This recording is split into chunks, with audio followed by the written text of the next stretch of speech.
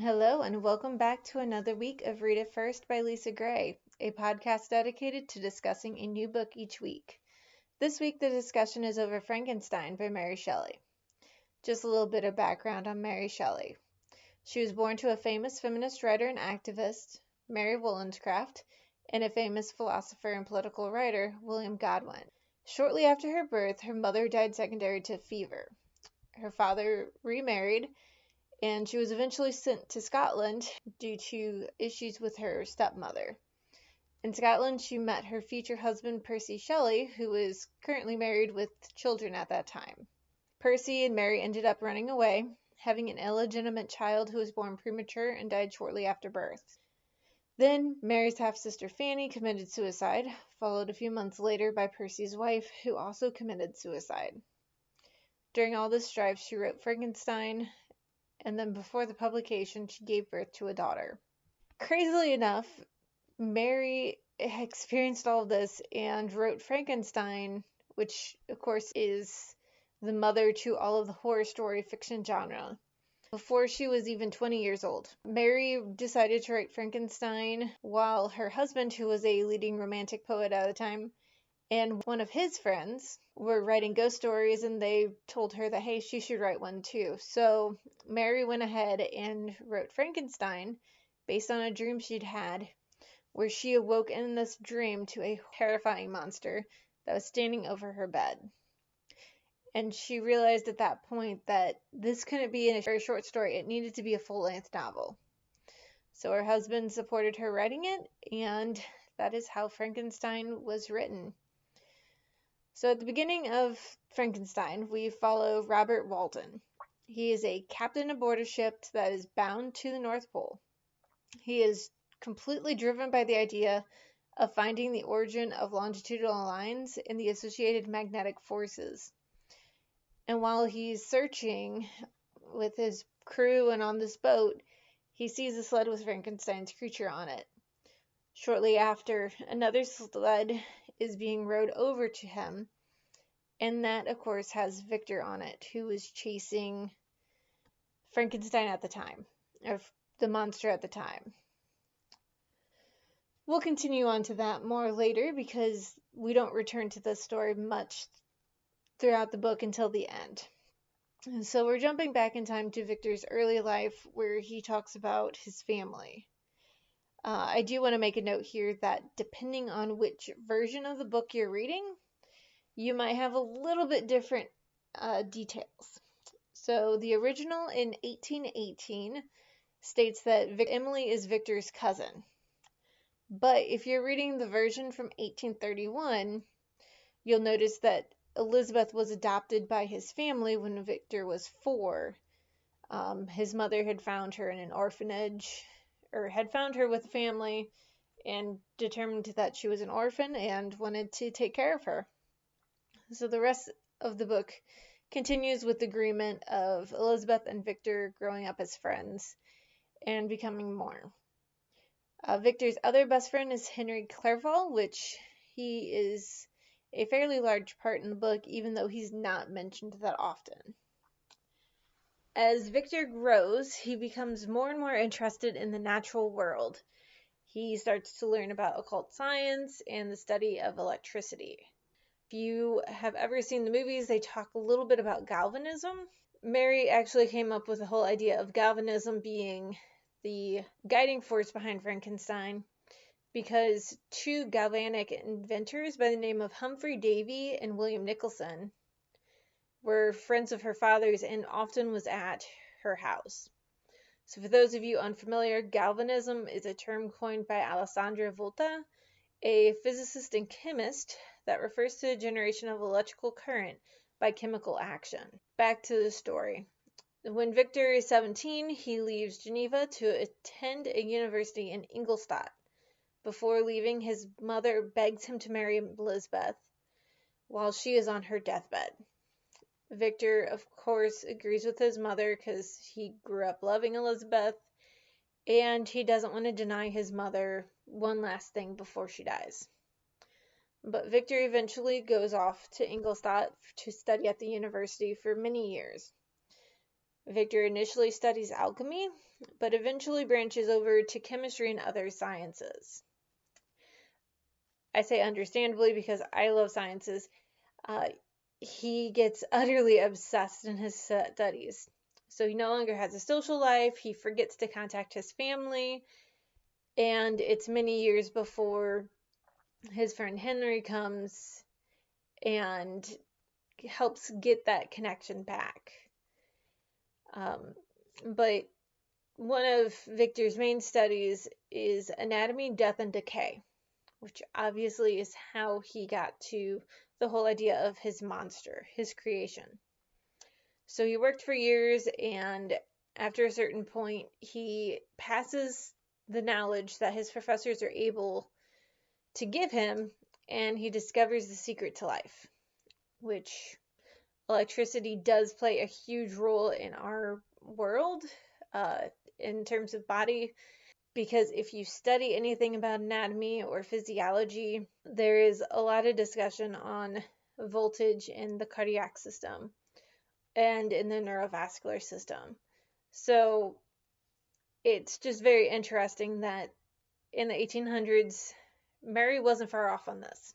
Victor finally decides that he wants to test his theory. He made a hypothesis that if he is able to put enough electricity into dead tissue, he'll be able to reanimate it.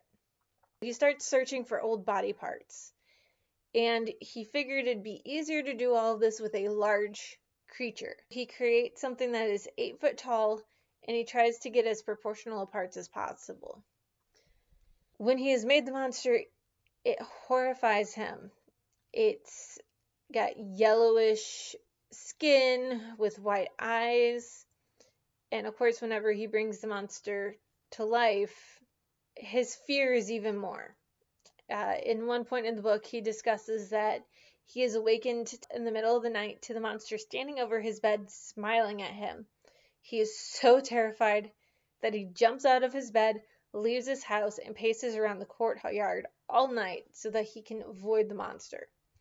As soon as the courtyard is unlocked, he then wanders around the entire town of Ingolstadt, where he eventually finally stumbles across his friend Henry. He takes Henry back to his place, but asks him to wait so that he can get tidied up. In reality, of course, we know that he's trying to see if the monster is still there or not. I can only imagine what he feels whenever he's like, holy crap, it's gone. Maybe he's thinking it was part of his worst nightmares. Who knows? But he is just relieved. I would have probably been concerned of where the creature had went and what it was doing, because it was so terrifying to him that I'd be worried about it killing people. But I mean, I guess in the end he was utterly concerned, because he ended up going into what they call a nervous fever, which is a psychogenic fever. So basically it's psychosomatic, it's due to psychological stress. It's to where you put your body under so much stress, your body just throws itself into illness. This is kind of akin to people being in so much of want of being pregnant that they convince their body that they are. So their body goes through all of the changes of pregnancy, but they're not actually carrying a baby. It's utterly fascinating if you actually study the psychology of it. But he finally gets this fever. Henry, bless him, takes care of Victor instead of starting his studies at the university, which is the whole reason he originally came to Ingolstadt. Henry also corresponds with Victor's family, including Elizabeth, to make sure that they know that he's okay, that he's ill, but that he's alive and well other than that. Victor finally decides that he needs to return home to Geneva. And before he departs, he gets a letter from his father that has notified him of his youngest brother's murder.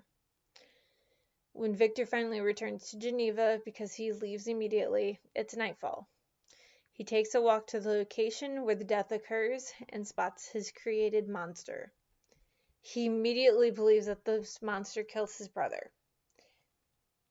I'm kind of curious on how the monster ended up getting from Ingolstadt to Geneva and how long this time period is, because they don't really discuss it at this point. It just seems like a very long way for a creature to go unnoticed, but we'll get to that later. Anyways, when Victor finally arrives home, he learns that Justine, who used to live in the Frankenstein house and had started living there again after his mother had died, is accused of the murder. Even though both Elizabeth and Victor believe Justine is innocent, Justine is convicted and executed.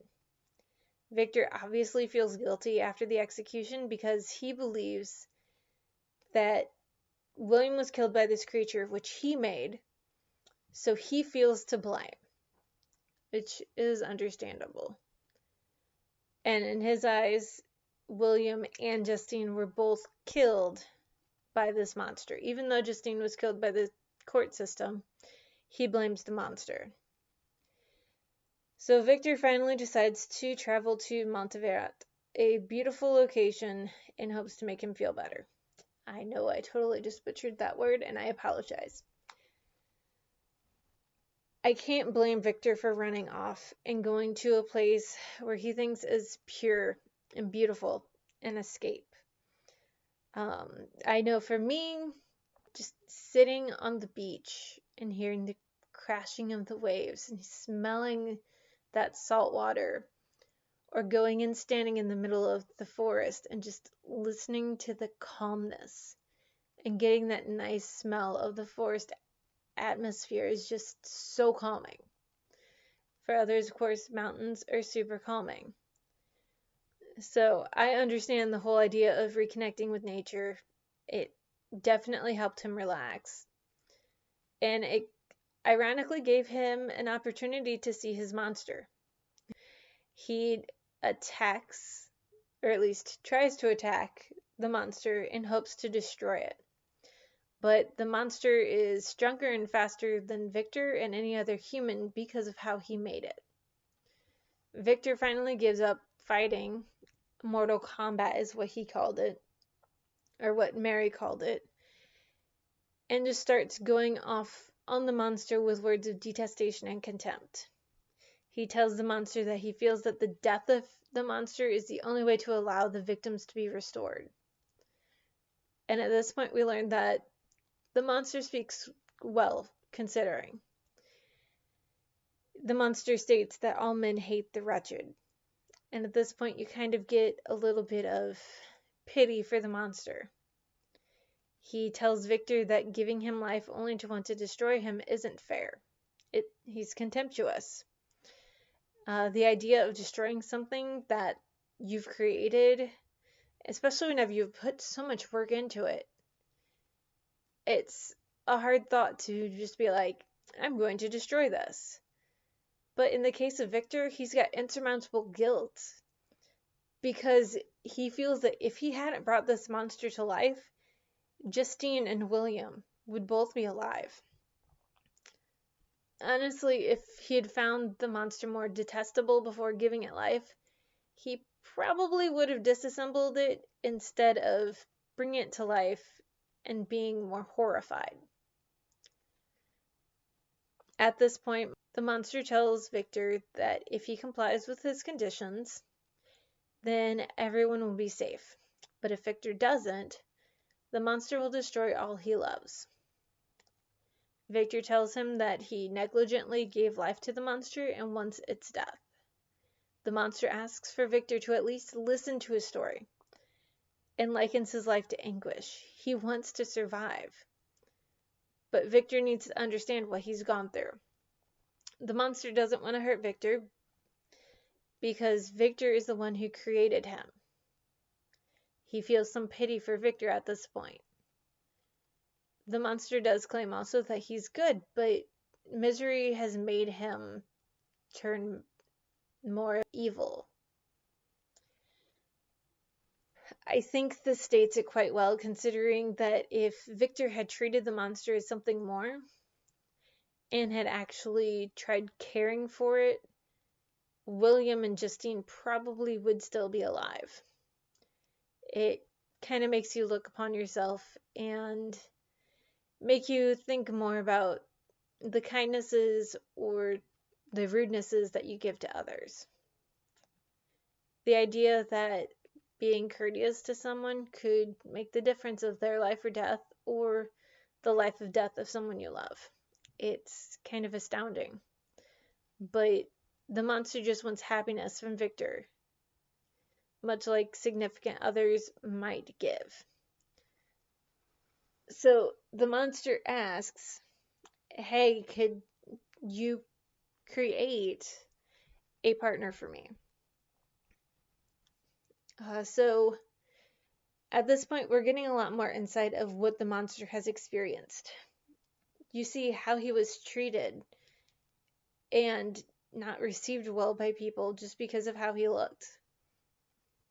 The monster tells Victor that he wants him dead, but that Victor isn't much better for wanting to destroy the monster, which is fair. It's the whole idea of, are you any better for wishing death upon something that wants you dead? Not really. So he asks Victor to return to his hut in the mountain and let Victor be warmed through with his fire while he tells Victor what he has gone through this past year and a half, 2 years or so, that he has been away from Victor. So he's given Victor the option of being kind and leaving everyone to live, or not listening and being the monster and killing everyone that Victor loves. Victor follows mostly out of curiosity and realizes that he should have been more courteous to the monster before, considering he was the creator. As melancholy as this line of thought is, I kind of think it's close to a parent having a child and abusing them because they ruined their life when they came into the world. The child didn't ask to be brought into the world. So, again, be considerate, especially with your own choices. The monster is very similar to a child. He didn't come into the life being good or bad, but the circumstances he went through that made him who he was. The whole aspect in nature versus nurture. The monster makes comments about whenever he's going through things, how he'll kind of be remembering things of what has happened to him before. It's basically he's remembering his past lives, which I thought was kind of neat. But after he leaves Victor initially, he just is trying to stumble along life and try to figure out how everything works. He accidentally burns himself with fire because he thought it was kind of similar to the sun, something that gives him warmth but doesn't hurt. But then he gets burned and he realizes that it hurts. He scares people off whenever they see him. People attacked him just based on his looks. And then he comments about learning to shelter from weather and from men, finding food and water, and traveling across the countryside.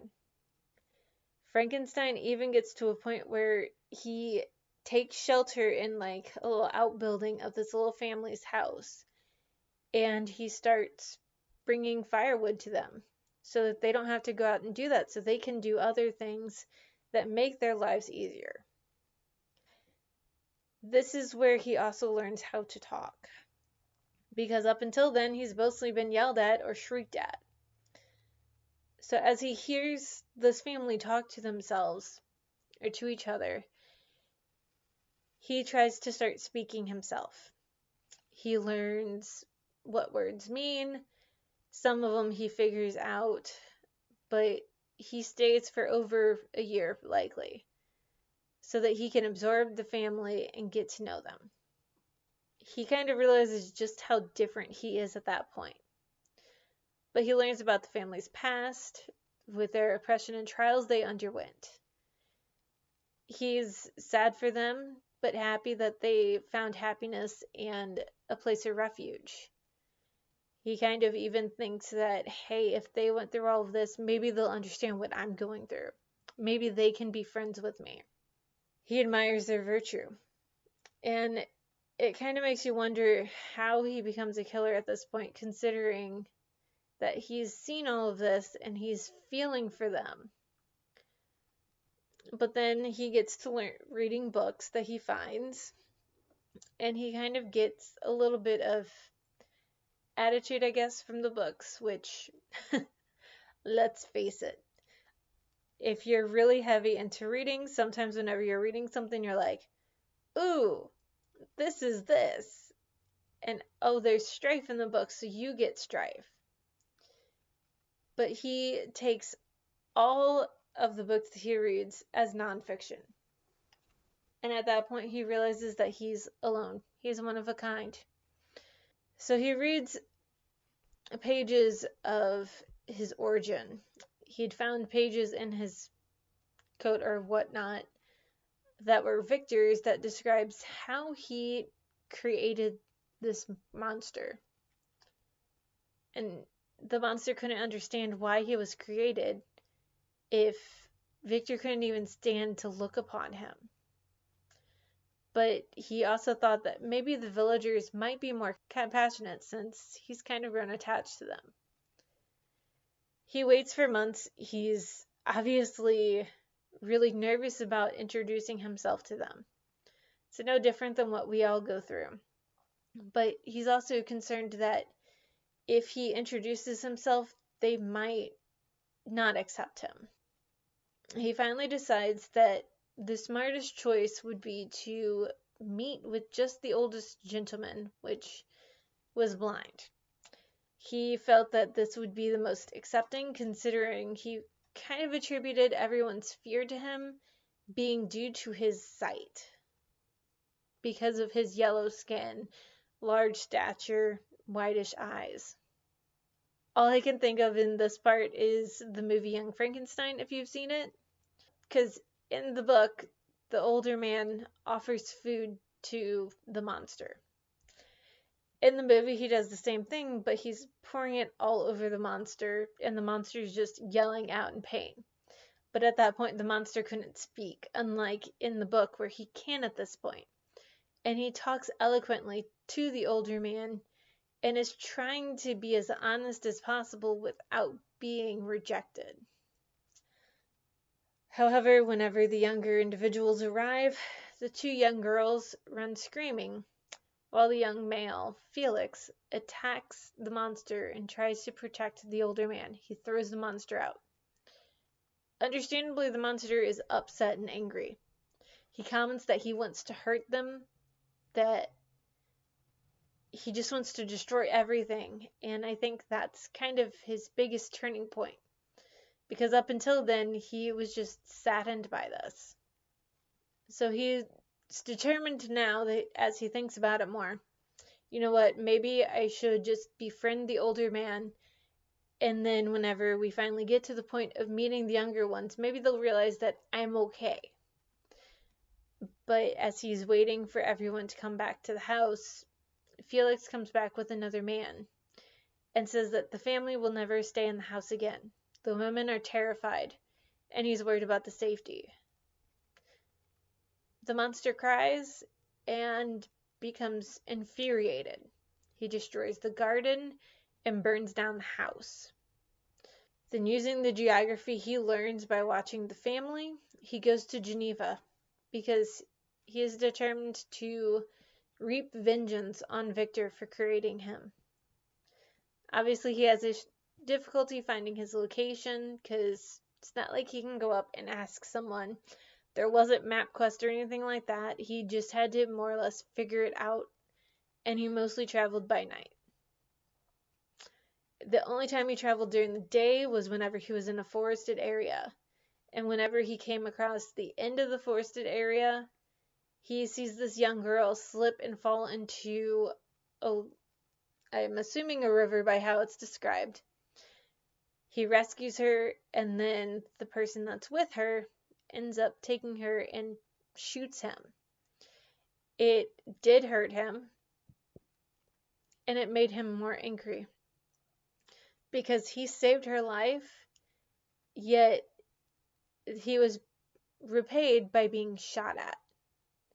At this point, he no longer cares. He wants all men destroyed, and he has to recover for weeks.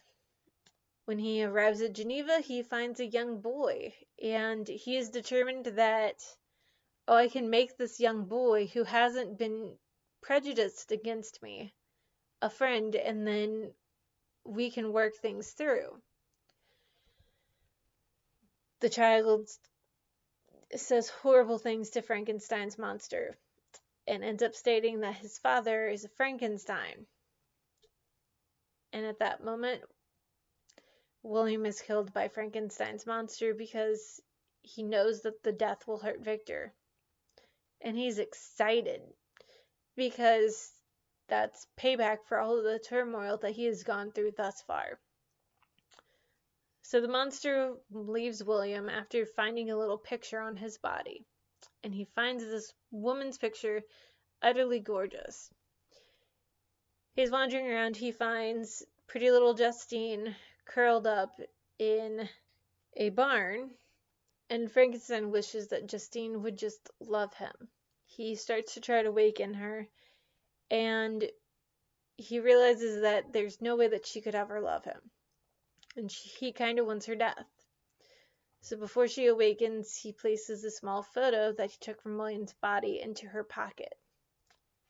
The monster wishes for a companion that's similar to him. So in his discussion with Victor, he asks Victor to create a female companion for him so he can't be alone anymore.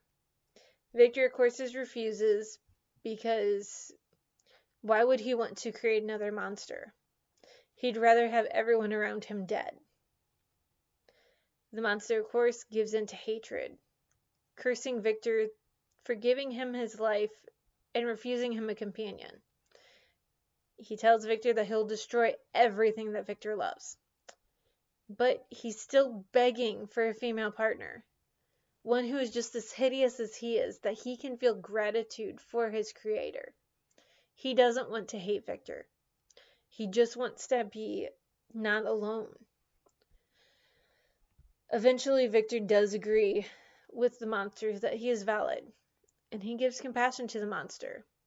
I mean, all the monster wants is someone to live with, someone to be able to love and be with. But it's also understandable why Victor would want to refuse this. I mean, this monster has done a lot of damage. What would a second one do? But the monster is intelligent enough to hide away and obtain food. He says that he was courteous before. So Victor agrees that he'll create a female monster, but in return, the monster would have to leave. The monster agrees, but states that he will be observing Victor to make sure that his partner is created. The monster leaves the hut with Victor in it and heads off towards Geneva so that he can watch this creation. Victor sits in the hut for a while and just is in utter turmoil because everything that has happened up until now is his fault. Finally gets back to Geneva, and his father asks him, hey, aren't you going to marry Elizabeth, or have you fallen in love with someone else but are sad because you feel obligated to marry Elizabeth? In this version, Victor is Elizabeth's cousin, and he states no, he loves her and plans to marry her. But in his mind, he knows that he needs to take care of creating this new monster before the marriage so that the monster won't destroy everything. So he heads off to England, gets invited up to Scotland. He starts his creation in England, collecting the parts needed. And then up in Scotland, he starts to finish the creature. Victor starts thinking about the individuality that the new creature might have.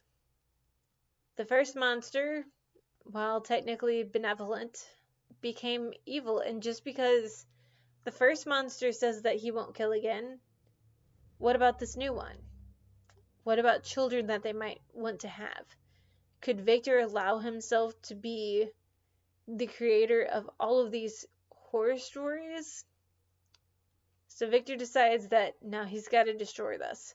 So he takes apart the new creation. The monster comes and is infuriated.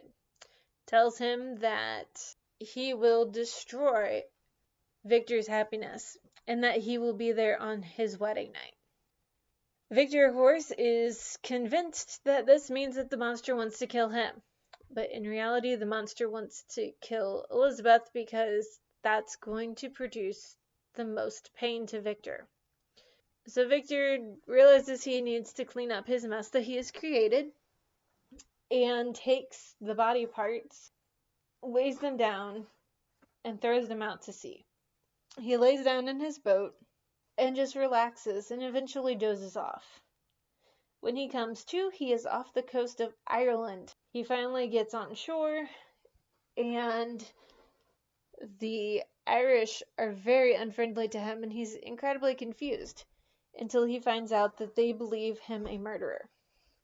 So he finally gets to see the body of the murdered person and realizes it's Henry.